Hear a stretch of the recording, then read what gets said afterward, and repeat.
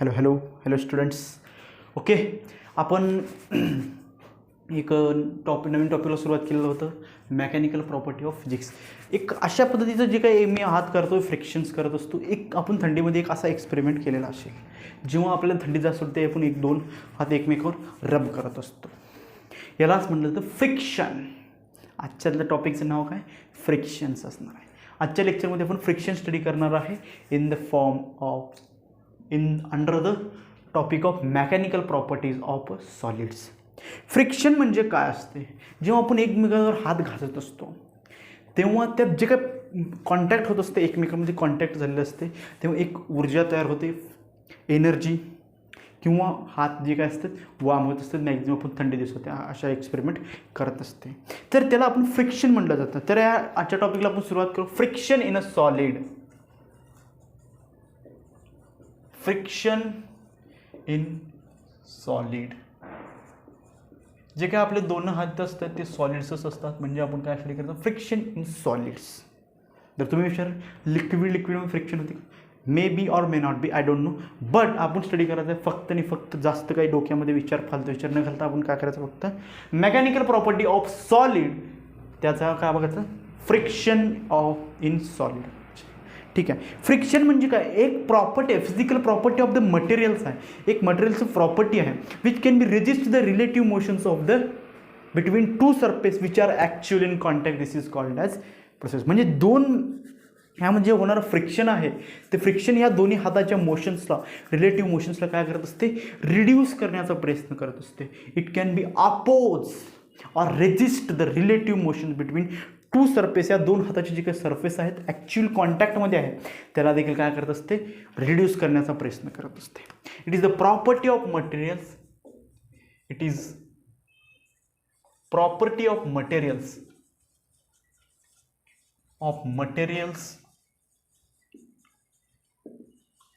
which can reduce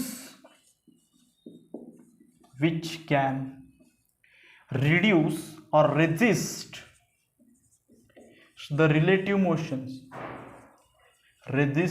the relative motions, between two surface are actual in contact, between two surface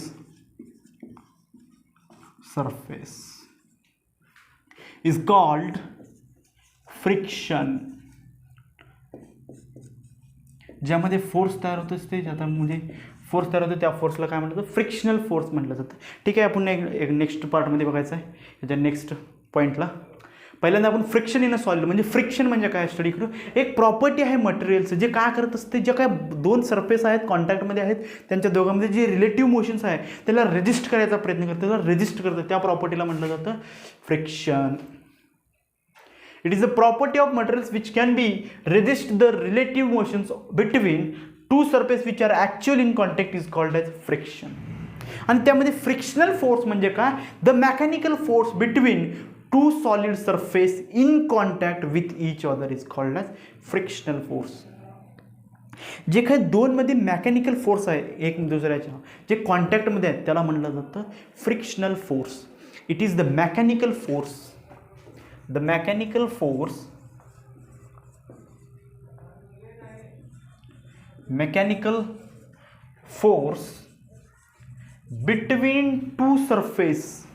between two solid surface, force between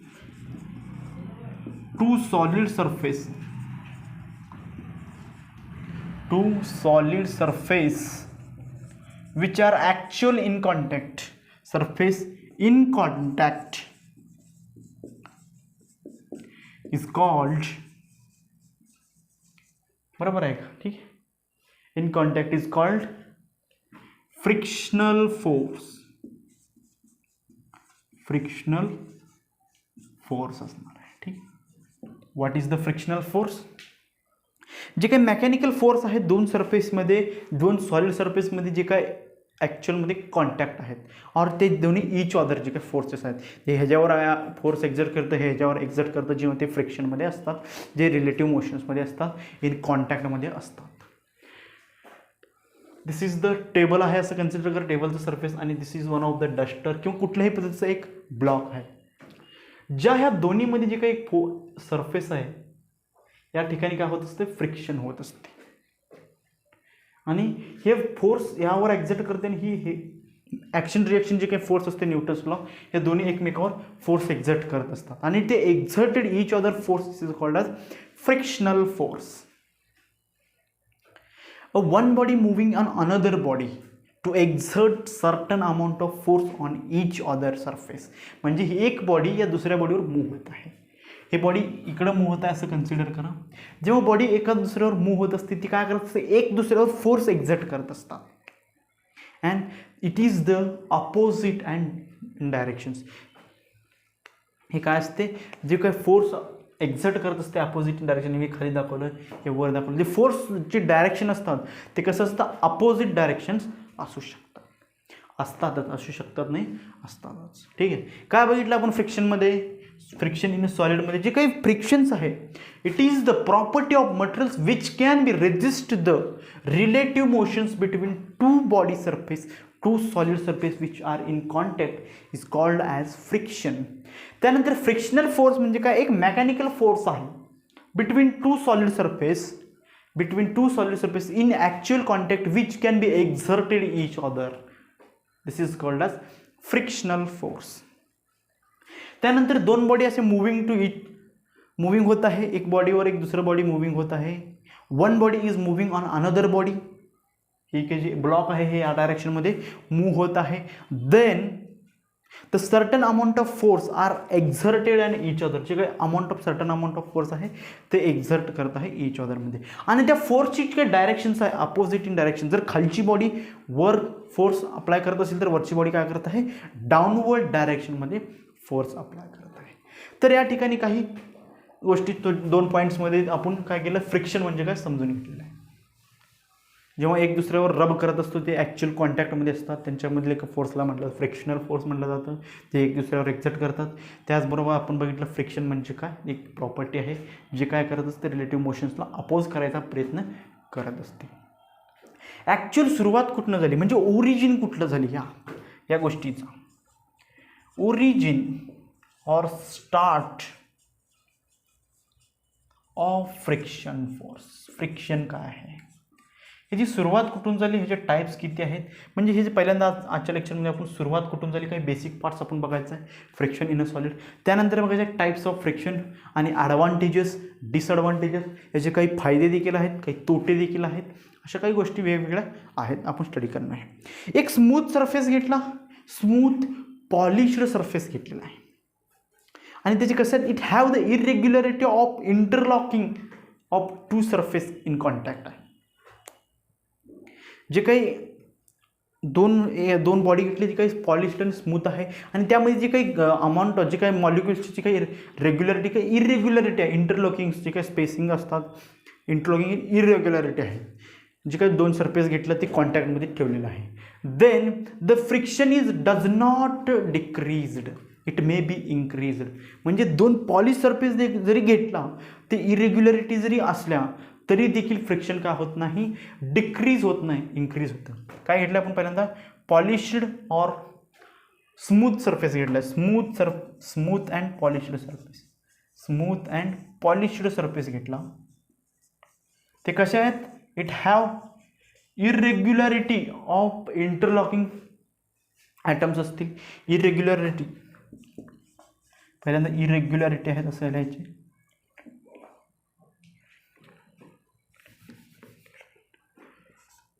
इरेग्युलरिटी and interlocking, आणि त्याचबरोबर हे काय होत नाही, त्यामध्ये जे काही फ्रिक्शन असतं, कितीही स्मूथ घ्या, कितीही इरेग्युलरिटी घ्या, ते काय होतं, कमी होत नाही, बट मे बी वाढू शकते, वाढते किंवा नाही, बट कमी तर होणार नाही.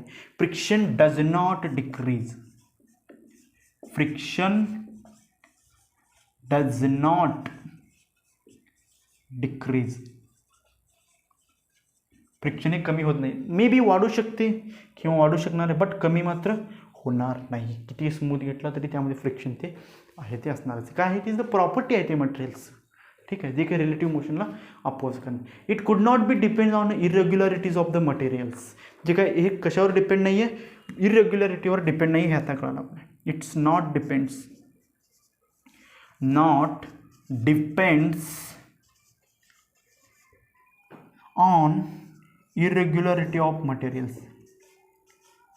म्हणजे कितीही इरेग्युलरिटी घेतली तरी देखील त्या फ्रिक्शनमध्ये काही चेंजेस होत नाही आहे, किंवा फ्रिक्शन कमी होत नाही, मे बी वाढू शकते, चेंजेस होत आहे पण कमी होणार नाही. म्हणजे कशावर डिपेंड नाही आहे, ते इरेग्युलरिटीवर डिपेंड नाही आहे. एक गोष्ट आपल्याला कळाली.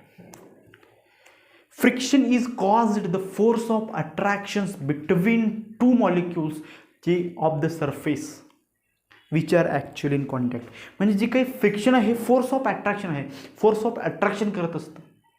फ्रिक्शन कशामुळे तयार होतं, जे काही फोर्स ऑफ अट्रॅक्शन असतात, ज्या दोन बॉडी सरफेस आहेत ते रब करतात इच अदरमध्ये. फ्रिक्शन कशामुळे तयार होतं, जे काही या सरफेसमधले जे काही मॉलिक्युल्स आहेत आणि या सरफेसवरचे मॉलिक्युल आहेत, जे एक्झॅक्टली कॉन्टॅक्टमध्ये, जे ॲक्च्युअली इन कॉन्टॅक्ट, देन त्यामध्ये जे काही फोर्स ऑफ अट्रॅक्शन असते त्यामुळे काय तयार होते, फ्रिक्शन तयार होत असते. ठीक आहे. फ्रिक्शन कशामुळे तयार होते, जर एक सरफेस आहे आणि अनदर सरफेस, हे दोन्ही सरफेस कॉन्टॅक्टमध्ये आहेत, बट कॉन्टॅक्टमध्ये त्याच्या कॉन्टॅक्टमध्ये जे काही मॉलिक्युल्स आहेत, सरफेस ए अँड सरफेस बी, दोन सरफेसच्या जे काही मॉलिक्युल्स आहेत जे ॲक्च्युअल कॉन्टॅक्ट आहेत इच अदर, त्या फोर्स ऑफ अट्रॅक्शनमुळे काय तयार होतं, फ्रिक्शन तयार होतं. बिकॉज त्यामध्ये फोर्स ऑफ अट्रॅक्शन तयार झाल्यानंतर ते काय करून देखत नाहीत, बाहेर जे काही फास्ट स्पीड मुव्हिंग आहे, मुव्हिंगला अपोज करत असतात. म्हणजे ही काय प्रॉपर्टी आहे, जे काही रिलेटिव्ह मोशन्स कमी करत असते. ठीक आहे, कळलं फ्रिक्शन कशामुळे तयार होतो. It is the force of attraction between two molecules on the surface which are actually in contact. जे काही सरफेस आहेत त्या सरफेसमधले जे काही दोन मॉलिक्युल्स ॲक्च्युअलमध्ये कॉन्टॅक्ट आहेत, तेच जे काही मेन कारणीभूत आहेत फ्रिक्शन तयार व्हायला. त्यांच्यामध्ये जे काही फोर्स ऑफ अट्रॅक्शन आहे तेच मेन कारणीभूत आहे की फ्रिक्शन्स तयार होण्यासाठी.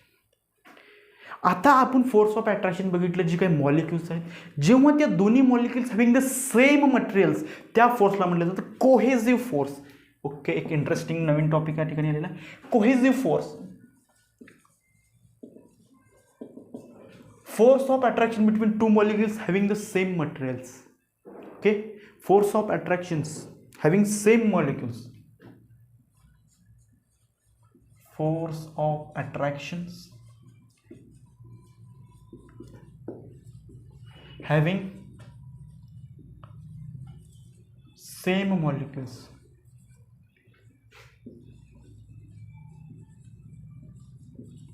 एक कार्बनचा प्लेट आहे आणि अनदर ही कार्बनचा प्लेट आहे. जेव्हा त्यामध्ये फ्रिक्शन होत असते, त्या मॉलिक्युलच्या एका कार्बनच्या प्लेटमधले जे काही मॉलिक्युल्स आहेत, अनदर कार्बन प्लेटमधले जे काही मॉलिक्युल्स आहेत, त्या मॉलिक्युल्समधले जे काही फोर्स ऑफ अट्रॅक्शन असते ते कसलं असते, cohesive, because both are in a same materials. दोन्ही कसे आहेत, सेम आहेत materials. And another force is adhesive force. अजून कुठला आहे, अढेसिव्ह. जेव्हा आपल्याला कोहेसिव्ह समजलं असेल तर अढेसिव्ह देखील समजू शकते. हे कसं असणार आहे, डिफरंट मॉलिक्युल्समध्ये force of attraction between different molecules, म्हणजे डिफरंट मटेरियल्सचे मॉलिक्युल्स. ठीक आहे, force of attraction, force of attraction having different molecules, having different molecules.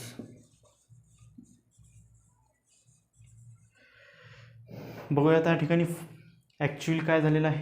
जे काय सेम मॉलिक्युल्स आहेत त्यांच्यामध्ये जे काही फोर्स ऑफ अट्रॅक्शन असते, सेम ॲटम्सचे जे काही मॉलिक्युल्स आहेत, म्हणजे ॲटम्सचे मॉलिक्युल्स म्हणण्यापेक्षा सेम सरफेस आहेत, जे काही कार्बन सरफेस असते, कुठल्या अनदर सरफेस आहेत जे काही सेम आहेत, त्यांच्यामध्ये फोर्स ऑफ अट्रॅक्शन असणार आहे. त्यांच्या मॉलिक्युल्समध्ये जे काही ज्यांचे सरफेस आहेत आणि मॉलिक्युल्स इन ॲक्च्युअल कॉन्टॅक्टमध्ये आहेत त्यांना म्हटलं जातं कोहेसिव्ह फोर्स. ॲडिसिव्ह फोर्स आहे, एक आहे कार्बनचा, दुसरा घेतला प्लॅटिनमचा, दोन्हीवर घासायला सुरुवात केली, आणि एक कार्बनचा मॉलिक्युल्स आहे, अनदर सरफेसमधला प्लॅटिनच्या मॉलिक्युलर जे काही अट्रॅक्शन करतं त्याला म्हटलं जातं अढेसिव्ह फोर्स.